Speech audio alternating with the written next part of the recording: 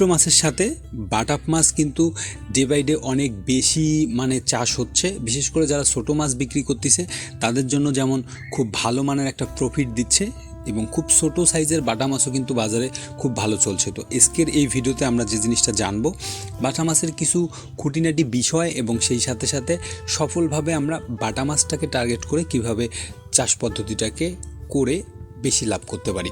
আসসালামু আলাইকুম দর্শক। বেকার লাভজনক বাটা মাছ চাষ পদ্ধতিটা আমি এই কারণে বলছি যে আপনি যদি মাছের বাজারের দিকগুলো লক্ষ্য করেন বা বাজারে যদি মাছ বিক্রি করার কম্প্যারিজনটা আপনি দেখেন, তাহলে আপনি যে জিনিসটা জানবেন সেটা হচ্ছে যে সেম সাইজের যে মাছগুলো, বাটা মাছ সাইজের যে মাছগুলো বিক্রি হচ্ছে বা বাটা মাছের চেয়ে অনেক সময় বড় সাইজেরও যে মাছগুলো বিক্রি হচ্ছে, বিশেষ করে সিলভার, ব্রিগেড বা হচ্ছে যে ছোটো সাইজের কাতলা অথবা হচ্ছে যে আপনার এই রুই, মৃগেল, এই ছোটো সাইজের যে মাছগুলো, এই মাছগুলোর মধ্যে কিন্তু সেম সাইজের বাটা আপনি কিন্তু 20 থেকে 50 টাকা বেশি রেটে কিন্তু বাজারে বিক্রি করতে পারছেন।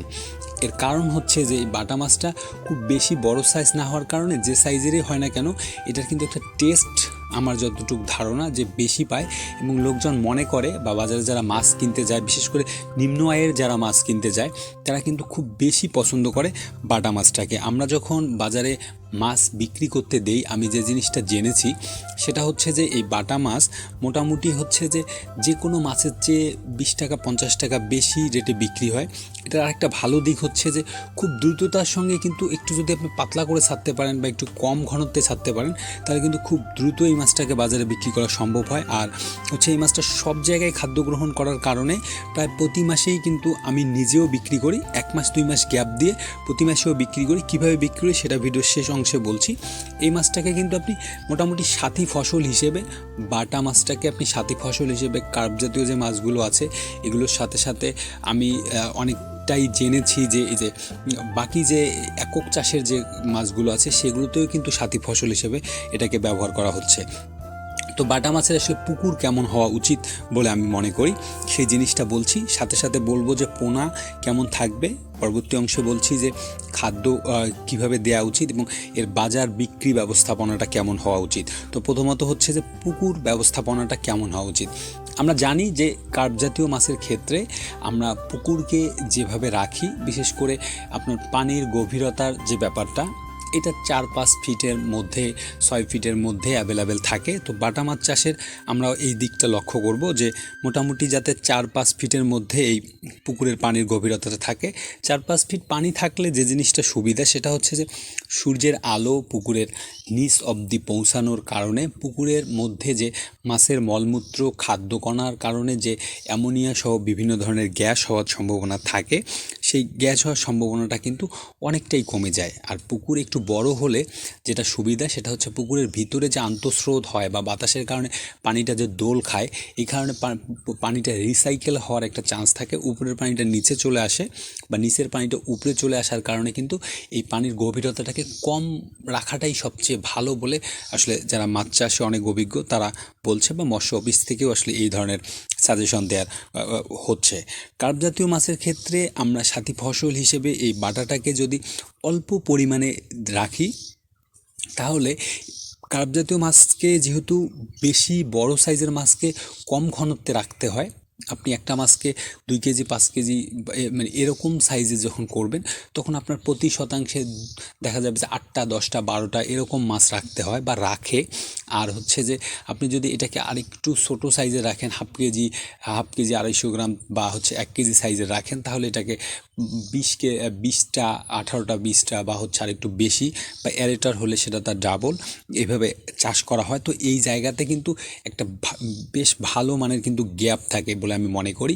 এর কারণ হচ্ছে যে আপনি লক্ষ্য করলে যে জিনিসটা জানবেন যে এই কার্প জাতীয় মাছকে আমরা যখন পুকুরের পানিটা সবুজ রাখার জন্য বারবার বলে থাকি, তখন এখানে যে জুপ্লাঙ্কটন, ফাইটোপ্লাঙ্কটন বা হচ্ছে যে কাইরোনোমিড, ব্যান্থোস, এইগুলো যে বা হচ্ছে পেরিফাইটন, এগুলো যে তৈরি হওয়ার যে ব্যাপারটা থাকে, কার্প জাতীয় মাছ খাওয়ার পরে বাকি অংশটুকু যাতে, যেহেতু বাটা মাছ সব জায়গায় খাদ্য গ্রহণ করে, তো সেক্ষেত্রে যদি এটা আপনি একটু রাখেন বা হচ্ছে সাথী ফসল হিসেবে নির্দিষ্ট সংখ্যা রাখেন, তাহলে কিন্তু এই বাকি যে খাদ্য অবস্থা থাকবে বা অভুক্ত খাদ্য কণা যেগুলো পুকুরে থাকবে এগুলো কিন্তু এরা খেয়ে মোটামুটি পুকুরের পরিবেশটাকে ঠিক রাখবে।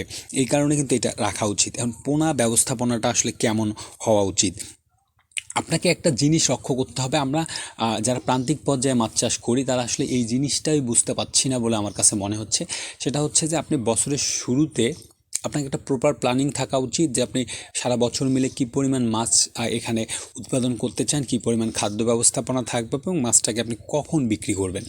তো আমি যে জিনিসটা দেখছি আমার প্রজেক্টে সেটা হচ্ছে যে আমি যে কাজটা করছি যে আমার নির্দিষ্ট কিছু পুকুরে কিছু ছোটো সাইজের বাটা মাছের ধানি বা ছোটো সাইজের বাটা থাকছে, যেটা চাপের মতো করে থাকছে। আর এটাকে আমি যে চাষের পুকুর যেটা থেকে আমি অলওয়েজ মাছ বিক্রি করি সেটাতে আমি 1 মাস 2 মাস পর নির্দিষ্ট সংখ্যায় কিছু বাটা মাছ দিচ্ছি। আমি যদি আবার আপনাকে আরেকটু বিস্তারিত বলি তাহলে হচ্ছে যে ধরা যাক আমি এখানে 100 পিস করে সে বাটা মাছ দিচ্ছি, যেটা 2 মাস পরে আমি এটাকে এটা 60 থেকে 70% দুইবারে বিক্রি করে দিব। বাকি আবার দেখা যাবে যে আমি 70-80টা বা 100টা করে বাটা আবার সেই প্রজেক্টে ঢুকাই দিচ্ছি, কারণ এই মাছটা বের হয়ে যাওয়ার সাথে সাথে তো এই জায়গাটুকু আবার খালি হয়ে যাচ্ছে।